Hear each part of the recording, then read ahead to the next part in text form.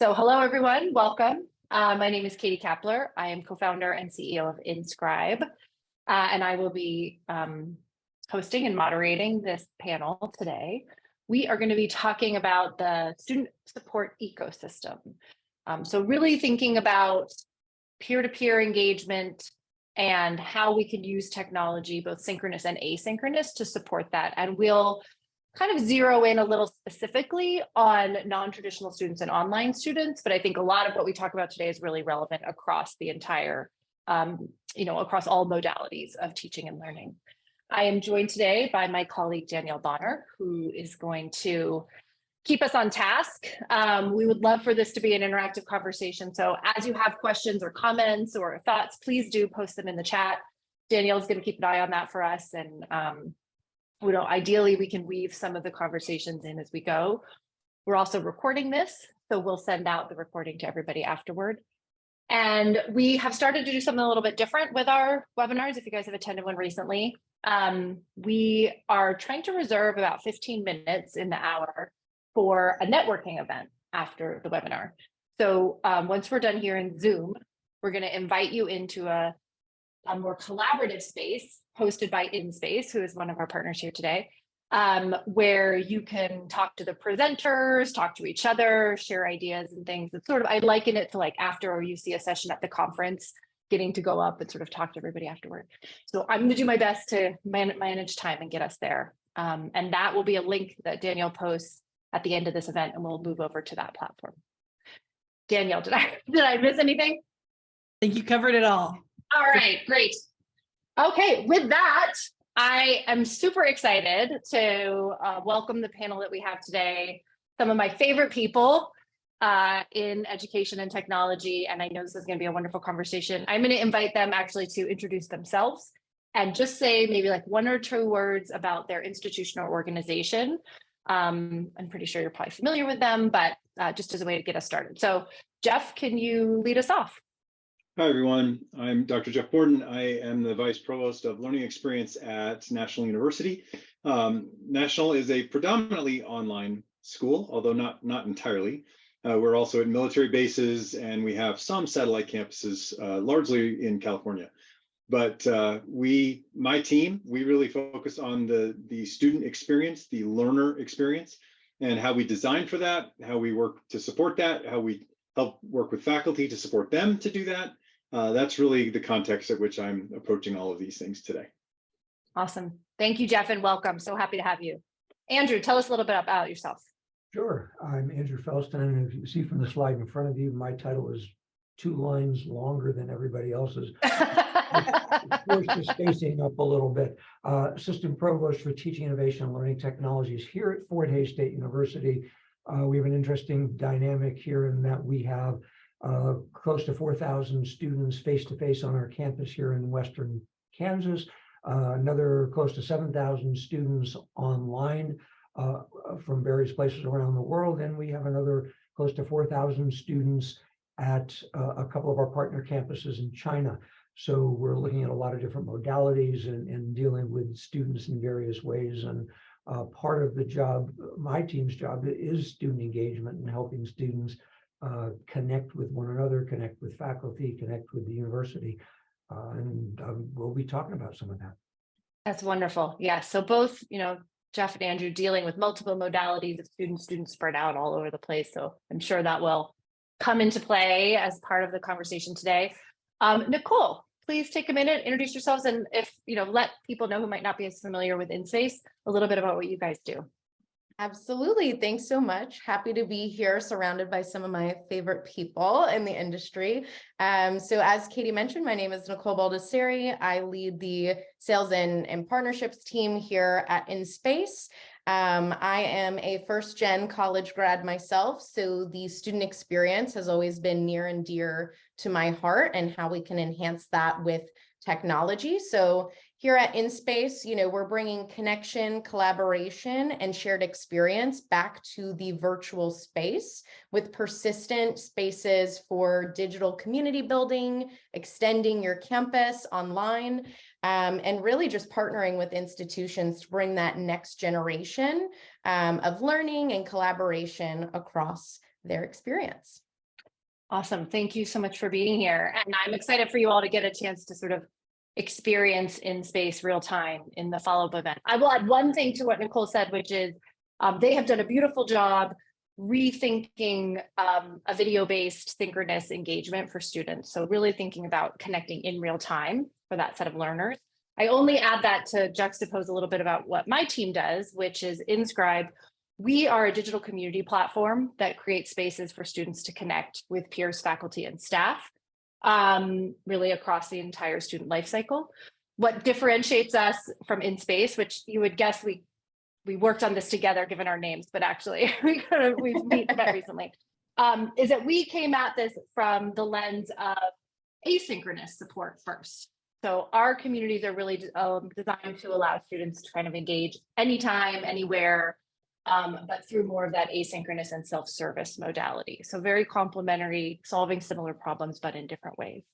I'll just do a quick reminder, if you joined us a little bit later, sorry, this is just a tactical thing. In the chat, if you post, just double check, it will default to send your message only to the hosts and panelists. So you might just wanna change that to everybody if you have a question or if you wanna share something out broadly. All right, well, welcome everyone. So the main topic I want to dig into, and just kind of setting the stage here, is around the value of peer-to-peer engagement. And I've had the opportunity, I will say, to kind of grow up in this space, as probably many of you have as well. And by that, I mean creating technology to support non-traditional and online learners. And I think one of the misconceptions that was created many years ago that we've been working against for a long time is that these students do not want, need, or benefit from collaboration and connection with their peers. Like, they chose online for a reason, they're very busy. This is not something that really is part of what they're looking for in their education experience. And I believe we have started to debunk that myth and work on it, but I want to invite our panelists to just talk a little bit from their own experience or from the literature.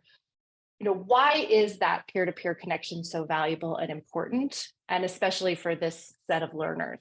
So Jeff, I'm going to have you start us off. What's been your experience there?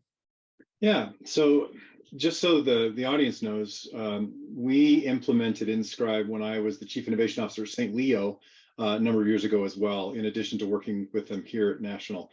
And we really fundamentally believed, and still, I think my team still applies this. There are contexts in which peer-to-peer is less effective, often when you require something. So I think about the discussion world. I think that it's really a shame that the LMSs haven't done a better job changing their discussions to really be more meaningful in terms of the learning that takes place. But a lot of times you hear students say, I don't care what so-and-so thinks about this topic. They're less knowledgeable than I am. Well, Inscribe is different than that, in that it really allows for some people who have excelled in a specific topic to begin to teach other students about that topic. It gives people a chance to say, here's how I took this in and became proficient or mastered it, and this might help you. And we know, if you look at what Bandura was talking about when he's talking about social learning and what that actually means, it's watching basically a modeled experience from another person who does know what they're talking about, does know what they're doing, does know how to apply something. And Inscribe really gave us the ability to put those kinds of experiences in front of our learners, so that a student who wasn't necessarily better at everything than another learner, but they were absolutely more advanced in terms of the topic area. We largely used it in math and in some writing stuff. And so it really gives students the ability to look to a peer to hear different language, to hear it expressed in a different way than they heard in the classroom. Sometimes that's a reinforcement. Sometimes it's brand new, because, as we all know, there are times that you hear something from an expert and it just doesn't sit. It goes over your head. It doesn't land properly. But when you get in front of somebody else, even if it's exactly the same message, just spoken in a different way, now you suddenly start to get it. Yeah. And because of the nature of doing this with visuals, with video, with talking, with text, in audio, all of that multimodal approach comes into a place where students really benefit from this as they seek out people who can help them. Yeah, absolutely. So it's like there's two sides of that coin, right? That the student providing help to another student is reinforcing their own learning and understanding and practicing, and the one receiving, I love the way you said it, like students just kind of speak a different language, right? And so sometimes it's easier to receive that help and support from a peer than it always is, or seek it out from a peer than it is to seek it out from an expert. Andrew, I know you have told me many times that same thing, like faculty speak a different language, we speak a different language than students. Tell us a little bit about your experience and why you think the connections between students is so important and relevant for your learners. Well, we came at this from probably a little later than Jeff did, as we started to think about post lessons learned from the pandemic. We had put out a survey just post-pandemic in May of that year, and because we really wanted to know whether our student, all of our on-campus students got sent home, all of our online students still did what they were normally doing, but we sent all of them a series of questions in terms of how did we do during the pandemic? Did we, did you receive all the information you needed in your classes? All of those questions were asked, and we were really gratified by a lot of positive responses to the fact that we'd held it together. We deliver learning like we had promised to do. But then we popped in another question to that survey, which was an open-ended question, which I'll shorthand, which is, no, really, how did we do? How did you do? How was the whole experience? And we found a very interesting gap there. We had one group of students that talked about loss, and they talked about disconnection, and they talk about depression and lack of motivation and feeling isolated and lonely, and some heartbreaking stories. And then at the total other end of that was another group of students that was saying, well, nothing much changed. Everything was pretty much the same way it always had been. And of course, that first group were our face-to-face students that had been transitioned off of campus and had to start to have a very different type of learning experience than they had previously. And the second group were our online students. And, I guess when we first looked at those comments and saw that nothing changed, one reaction was, oh, great, nothing's changed, until all of a sudden the other shoe dropped and it's like, yikes. We've been, if you have two, it was sort of like a controlled experiment. You had one group of students that had a different starting point, and they now felt this terrible loss. And another set of students with a different starting point, and they said, yeah, nothing changed here.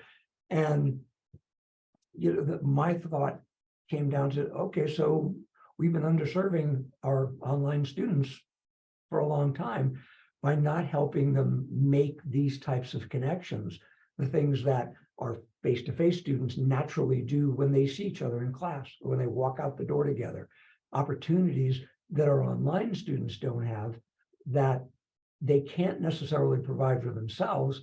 And it was at that point that Katie and I started talking about putting together a community for our students, particularly for our online students, to be able, and not within course, but over and above the course experience, where they could just naturally connect to one another. They could just talk to one another and say, hey, how you doing? Or can somebody help me with the Spanish course, or whatever it was. And it has been extremely powerful. We've had a lot of good traction. And we're going to dig a little bit into that example a little later, but I think what you just described speaks to what we talked about earlier, which is people many institutions thinking that maybe this wasn't a need that needed to be served. And I do think COVID for a lot of organizations opened their eyes to the fact that, oh, wow, this really has been a missing element that we should be more intentional about for our learners. Nicole, I'm wondering, as we start to sort of transition into this conversation about an ecosystem and the relationship between synchronous and asynchronous, how do you think about that at InSpace? And what are some of the examples you're seeing of how creating these spaces is creating opportunity for peer connection? Yeah, so I always go back to this paper that was published out of Miami University of Ohio, in which they were examining the sense of community in asynchronous online and synchronous online students. And what was really funny about that study is that the asynchronous students felt more connected to the institution when they had one-on-one interactions with the faculty member outside of, just going through the modules, like actual office hours or something like that. And the synchronous students craved more peer connection outside of the scheduled class times in order to feel that sense of community. And the irony there is that in an asynchronous program, when you graduate, it's not like you have that built-in cohort of students to rely on for connections when you're seeking career advancement or opportunities. And so that's where we at InSpace are starting to think about blurring the lines of async and synchronous to be able to build that social capital for students so that when they graduate, they feel really good, not only about the quality of their academic experience, but also the quality of the relationships that were able to be formed during their time at that university. So really bridging synchronous and asynchronous, whether that's a few synchronous opportunities offered in an asynchronous course, as I mentioned, things like office hours, but going beyond just, the happy hour on a Friday. We really need to find those deeper, more meaningful areas for connection. And that can get hard across time zones in online programs, right? But I think, moving forward, it's about that value add and creation for these students, because everyone's busy, right? We're all busy today ourselves. So we need to make sure those opportunities are actually, worth attending. Yeah, oh, it's such a good point, right? It has to be relevant, valuable. And that's true of any, I think, tool set or opportunity for engagement that you bring to students. But I love this set that we sort of talked about, right? Jeff talking about the opportunity for academic support that can come from peer-to-peer engagement. Andrew talking about the opportunity for students to interact above the classroom and create some of those social connections. And then Nicole, your emphasis on, which I think we sometimes forget, that peer connections are not just a point in time while they're attending your institution. This is a relationship that ideally they are carrying forward and building that social capital, which will create value for them in the long run. So this idea of synchronous and asynchronous, I think, is particularly relevant to this student population. To your point, Nicole, they are very busy, and they're not necessarily in the same time. They're not necessarily working and learning simultaneously.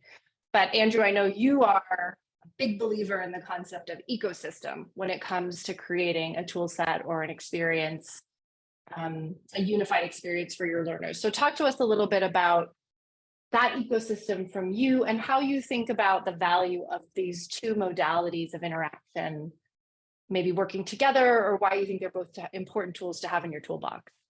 Sure.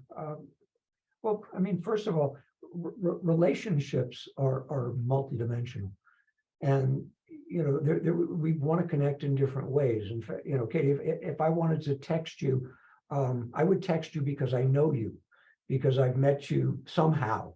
I'm not going to text you out of the blue if I haven't. If there has not been a comfort and trust set up that we have a relationship, I'm not about to send out a text out into the ether with the thought that maybe she won't respond, or maybe she'll, or whatever it is. It's, when we look at, we work a lot with community of inquiry framework, and when we talk about social presence, that is probably the most difficult piece of the learning process. But without the connections and without the trust that they're necessary in that part, nothing else is going to be comfortable, and nothing else is going to work.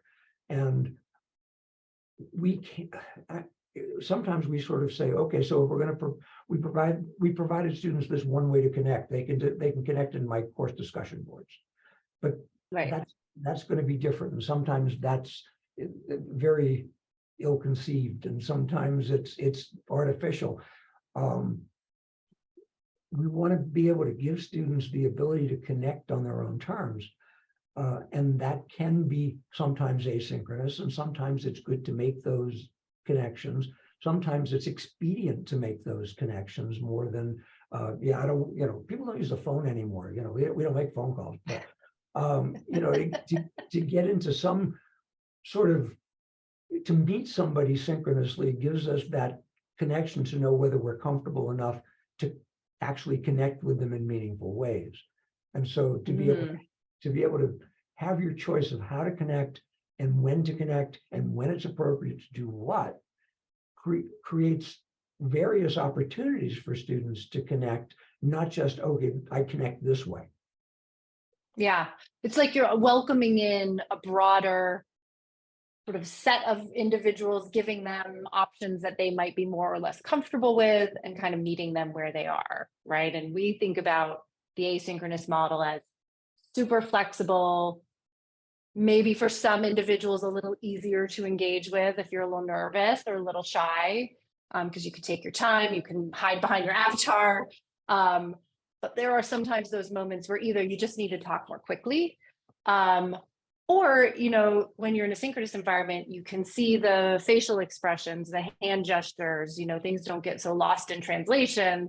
And so they have a different sort of model of building relationship, I guess I would say. So I love that.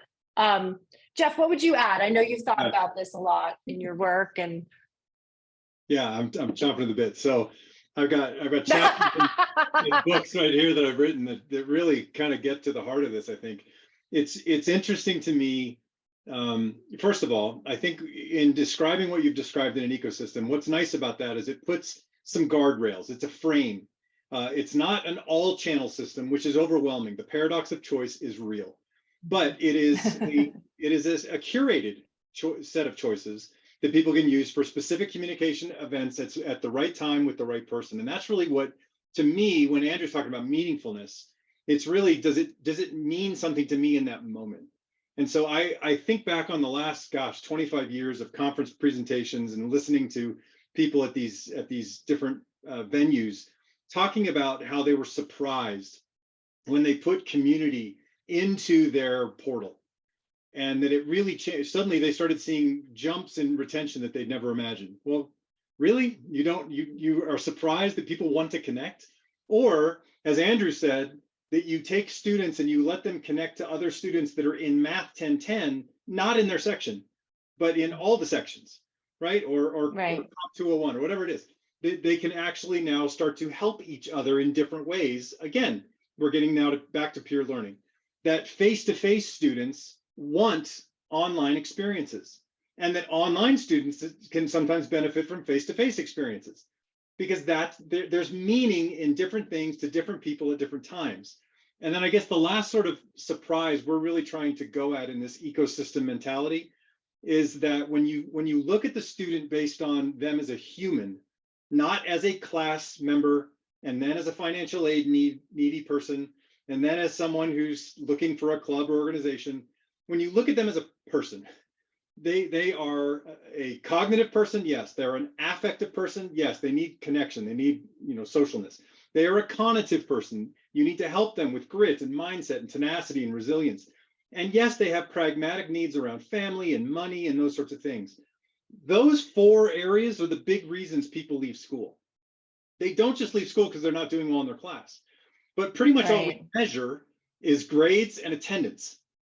We could measure this stuff. We could measure how many people they're connecting to and how they're helping others and getting help from others. We could measure how well they feel they can get on, what their volition is, their directed effort is. We often don't, but if we did, it would really, really ratchet up the persistence game. Yeah. We could do a whole session just on how do we measure these things, and maybe if we have time we can touch on that a little bit today too. But so I appreciated what I heard from everyone, which is also about, and it's a great point, Jeff, like the future is hybrid. So this delineation between these are my online learners and these are my face-to-face learners, and never the two shall mix. I think that is no longer the perception at a lot of institutions, and we're thinking about how to take the best of both worlds and bring them together. So with that in mind, I know you've got some big initiatives going on at National. Do you mind just sharing with us a little bit about and maybe to the extent that we can give the audience some practical ideas, like what are you guys building that is really focused on driving these types of engagements for your learners? How are you guys thinking about that? Yeah, so first of all, our president, our new president, he came in October, Dr. Mark Miller, and he was at WGU for a long time, and he has made the point several times, while we are trying to go down the path of looking for what he's calling an accelerator, places where students could gather if they wanted to, where it was quiet, there's good bandwidth. We're going to try to dovetail that with some community colleges and meet some learners in different contexts. But when he was at WGU, they had online study hall, and it was a place you could go. I don't know the regularity. It's his story, but students were able to go there anytime, I think. And of the 24,000 FTE in his school of education, 19,000 students went at least once a month. They went to online study hall. So as we start to think about ecosystem and starting to look at things like, how can we put community front and center with students, not just get them into a portal that's sort of a directory and they can click into the LMS. The LMS is not online learning. It's a major component of a digital classroom, but it does not mean your school does online learning just because you happen to have an LMS. When you wrap that LMS, and when you get threads that come through, and so in this case, we've got InSpace and Inscribe really threading through the experience. So students are not just getting it in the classroom, they're getting it in their orgs, their clubs, their private tutoring sessions that they want to build for each other, their peer tutoring sessions. When they do go to the department of whatever, they can start to communicate with people using synchronous or asynchronous tools in ways that build knowledge management. So by creating those touch points in multiple places, so the student can get into that touch point from really almost any context at the school, it makes a massive difference. That is so true. First of all, so a couple of things that I loved about that. One is, I know it's not your story, but Mark's story, but there are things that can be done that are fairly simple to let this go. Putting up an online study hall and just letting students know about it and letting them, come when you are, doesn't take a huge lift. So, you don't have to totally revolutionize everything you're doing at your institution to start to weave this in. The other thing I loved about what you said is that you guys were very intentional about creating these community spaces and percolating them through like all the places students are already going and what they're doing. And that has been our experience as well. Like you can't create a space over here and then expect students to remember it and go to it. It's really about meeting them where they are and giving them those opportunities for conversation. And I know, Andrew, you came at this with that same mindset about kind of meeting your students where you are, but I would say slightly less, I don't want to say less intentional, because that's not really what I mean, but very open to sort of how your community was going to be designed and how it's to be used. So tell us a little bit about that story. Sure. And very intentional. However, yeah, I was going to say that's not the right, because you were like exceedingly intentional about it. Right. Intentionally organic, I think, is how there you go. Approach this. It was, and of course, community needs to be accessible and available. So it's not. We made sure that that the link would be found on any student's Blackboard landing page. So they would be invited to join the Tiger to Tiger community outside of their courses from that landing page, where we also introduced it at student orientation to give them various places where they could just connect through there. And also, once they have the app, they're connected. But I think for me, what was important, and this is again post-COVID, which is, I mean, the world certainly changed for me at that point. Now I thought about things. I just really wanted to provide students a place where they could connect with one another and talk about whatever they wanted to talk about. Now, it was intentional of us to place the initial link on the Blackboard landing page because we wanted to signal that it was a serious-ish community. This was not going to be a dating site and that sort of thing. It was also, we didn't, when faculty log into their landing page, they don't see the link because this is designed strictly as a peer-to-peer community. We wanted students to basically just connect with one another in ways they wanted to connect. And we found over the couple of years that we've been doing this, that an incredible amount of meaningful connections, some of which are related to their course study. We've had students that have, said, can somebody help me with Spanish? I just am struggling. If somebody just speak a little Spanish to me, and lo and behold, other students piped in Spanish and with resources and with assurances to basically to support and help other students. And I think when we talk about asynchronous and we talk about synchronous, one of the real advantages of an asynchronous place to connect are the persistent footprints, are the ability to see an ongoing discussion. You don't have to be there in that moment. We had one of the more powerful conversations that ever took place in that community, I think, was there was a student put in a post. The subject heading was, maybe I'm too old.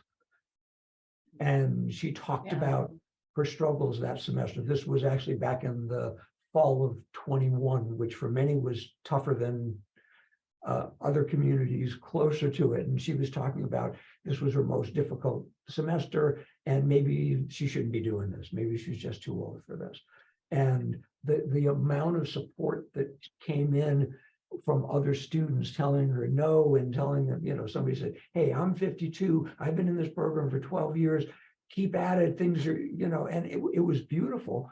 But what to me was equally powerful was that because the community is set up just like any good social network community is set up, where you can see how many views within a week of that post, there were over 330 students that had viewed that post.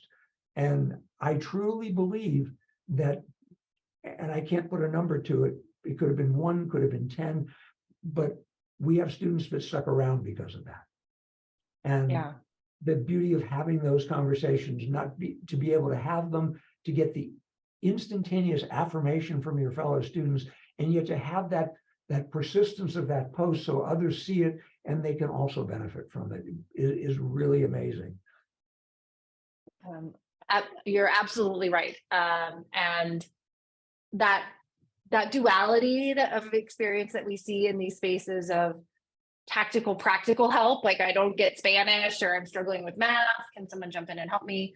And the opportunity to bring experts in if needed, versus also having these social moments, or these moments where students are very vulnerable and honest about their worries and struggles, or their successes and celebrations, and the opportunity to build connection around that with their peers is very powerful. I agree.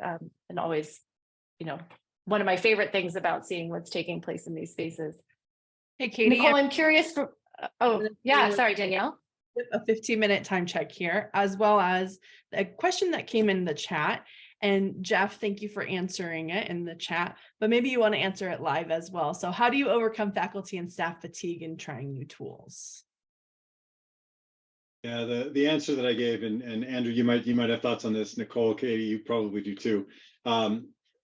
First of all, I have come into at least my position here at National saying change is inevitable.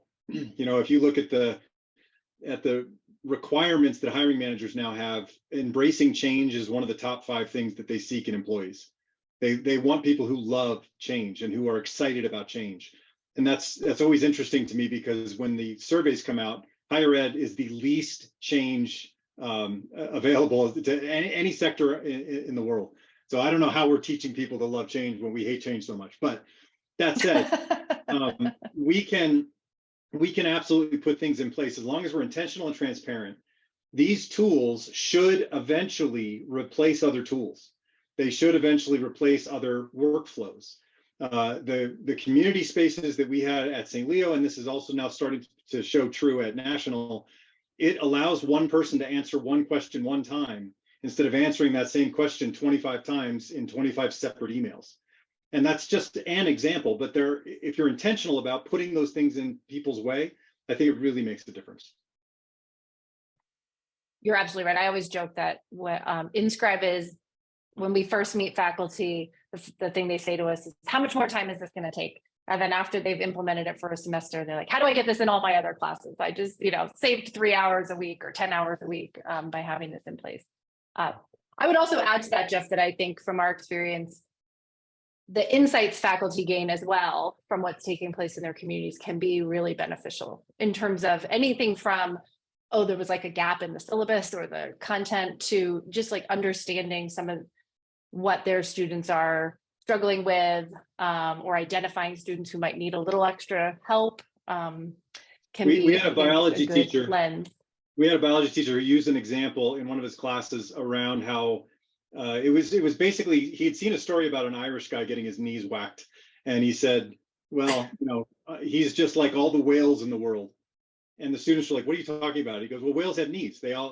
Every mammal has knees. You probably don't think about it, but they do. And he started noticing in the conversations and the essay responses stuff, people started talking about the knees of whales. And he was like, no, that is not the point. You clung on to the thing that doesn't really matter. If you want to look at cognitive load, this was not the important stuff. You're looking at the stuff that's out there. So he was able to sort of bring it back because he had seen some of those things pop up in the community areas. You can start to look at, yes, you can see the misconceptions that are percolating. Yeah. Andrew, I know that you I was going to say, sorry, go ahead, Andrew. No, I was just going to say there's another point to that, and it's a question about faculties and other tools. In this particular case, we very intentionally, not everything needs to be a faculty's responsibility.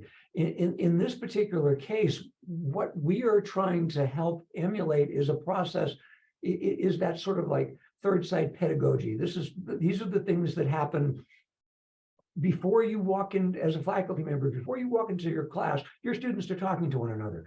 After the class, your students are talking about you, but you don't have to facilitate those conversations, because in a face-to-face environment, the students have the natural connections to be able to look at each other, see somebody that's going to be, if you two were in a lecture and you didn't understand what in the world was going on, and you looked around the room desperately hoping to find somebody else that didn't know what was going on, and you found that person, you're talking to them after class saying, hey, isn't it great that we both didn't know what was going on?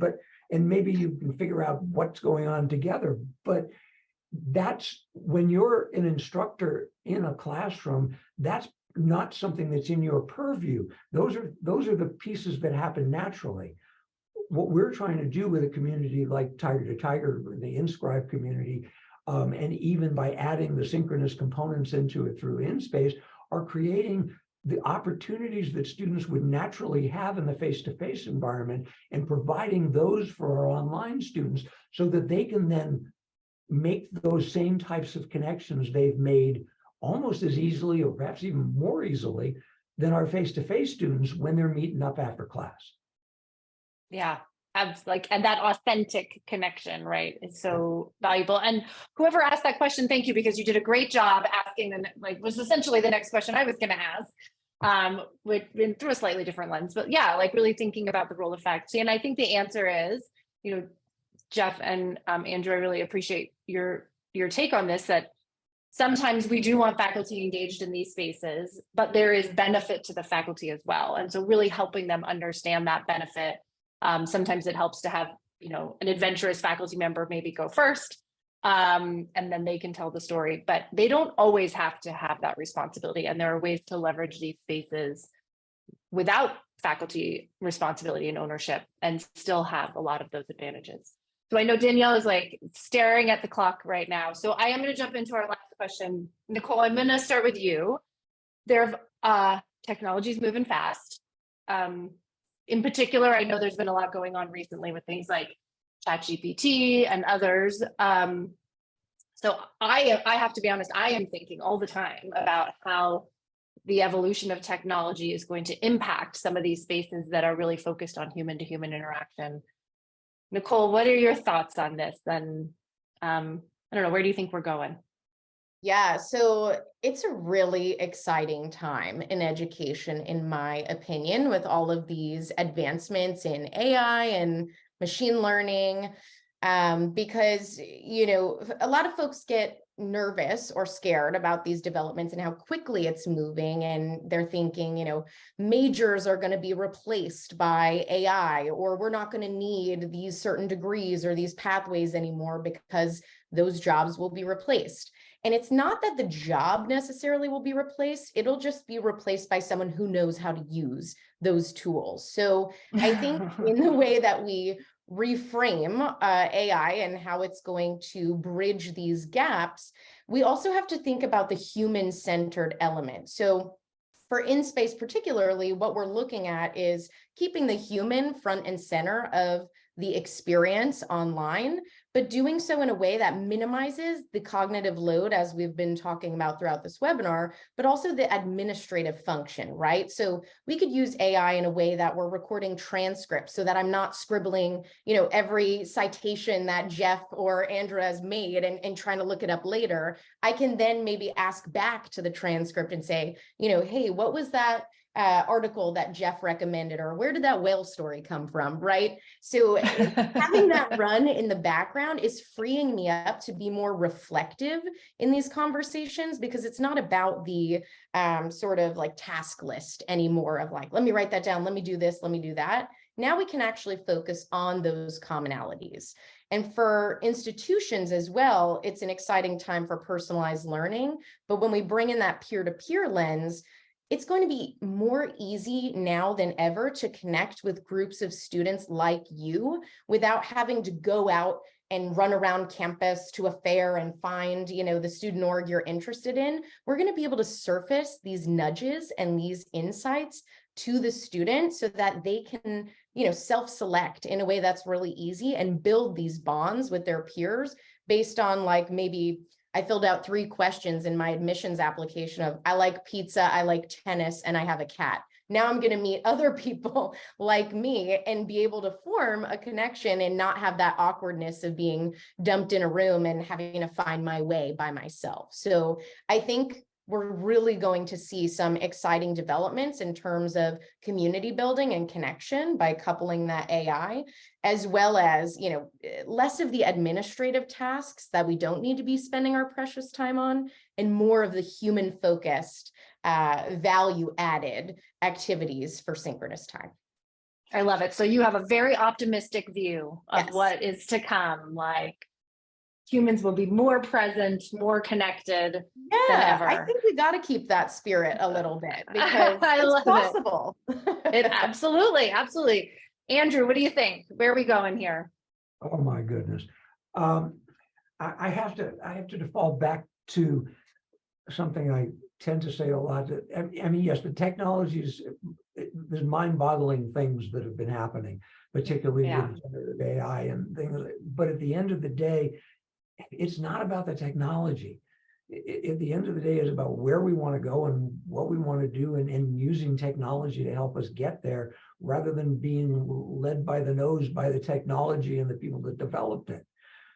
We have specific goals that we want to accomplish in higher education, and we want first and foremost to engage our students, and we want our students to be curious and to be and to engage in the learning process. And we can use technology. We can help them learn to use technology to get there. Yeah. We can all right. Also, on the other end of that, if we decide because we think that ChatGPT is a threat for student cheating, we can emphasize it's a threat for student cheating and what students will learn, along with the fact that mammals have knees, that they will learn that we need that cheating is the enemy, as opposed to learning that we can use technology for positive things that we can do. If we, with a little imagination, with a little curiosity, harness that and say, what do I want to do and how will this technology help me get there? If we focus on the negatives like cheating, then our students are going to miss the big picture of the value of those technologies. And to Nicole's point, it's about reframing, right? Because the technology is not going anywhere. And if Nicole's correct, it's going to be, and I think you probably are, Nicole, part of how you do your job every day is embracing and understanding this. And so is it not our job to incorporate that into learning and not demonize it, as part of that process? All right, Jeff, bring us home. What do you think? Where are we going? Well, better or worse or yeah. Let's see if I can do this as quickly as possible. I know you want to get to the other part of the session. No, take your time. So I guess I go back to the word intentional. Be intentional. What excites me about today's technology players, there's more intentionality than I've ever seen before. I feel badly for the provosts and presidents and folks from the 2000 to 2010 range who were saying data-driven decisions, and they had no good data. And nobody knew how to stitch it together. And so they got burned, and I get it. And once bitten, twice shy. But come back and take a look. Some of these technologies are quite remarkable, and their ability to connect people in ways that are quite intentional.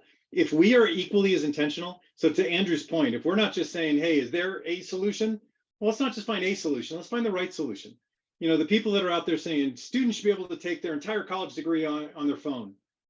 I don't know that there's a lot of experts that agree that that's really something that should be possible. Maybe, but is that the use case you're really building for?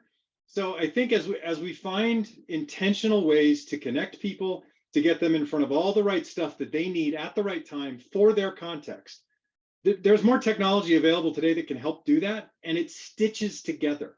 Like, I love that you guys work with InSpace. That InSpace, you work with Inscribe. We've got other tools that do the same thing. So we're not at the mercy of the old LTI setups and stuff. And I'll finish with this just because it was asked in the Q&A. People are saying, should we put these sorts of tools inside of the LMS? They should thread through the LMS. But please, please, for the love of God, do not try to create a community that is a class. It will not work. It has been tried 700 times and it just doesn't work. These tools are built for this, and they thread through not just in the LMX, but the outside arenas as well, which again gives you those endpoints that are so important. They're so important. Well, I think we have a generally optimistic view of where we're going. ChatGPT and others are not going to cause us all to be locked in our bedroom and not talk to anyone else. And I will share that optimism. But I want to thank you guys so much for being here. Jeff, Andrew, Nicole, wonderful conversation as always. I think we dropped your LinkedIn stuff in the chat earlier, so please, we're going to do it again. So please connect with these guys on LinkedIn. They're wonderful, and I'm sure would be happy to talk to you if there's stuff you're thinking about at your institution. Also, I'd love to connect with you, please. And if you are interested in learning more about what we're up to, feel free to reach out.